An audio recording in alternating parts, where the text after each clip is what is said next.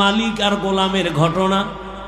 মালিক আর গোলাম বাড়ি যায়, হঠাৎ মালিকের কয়, গোলাম স্যার একটু দাঁড়ান, আমার একটু জরুরত আছে।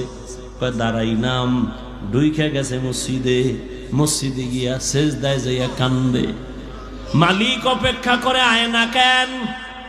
নাইমা গিয়া দেখে গোলাম সেজদায় পড়ে কাঁদে, ও মালিক তোমার দরবারে হাজির, তুমি কবুল করো। দীর্ঘ টাইম অপেক্ষা কইরা গোলাম যখন বের হইতেছে, মালিক কয় এত দেরি কেন করলা? কয় যেই মালিক তোমারে মসজিদে ঢুকায় না, ওই মালিক আমারে যেন কেমন বের হইতে দেয় না। মাছ পানি ছাড়া ভাল লাগে না। মাছ পানি পাইলে মনে করে আমার জীবন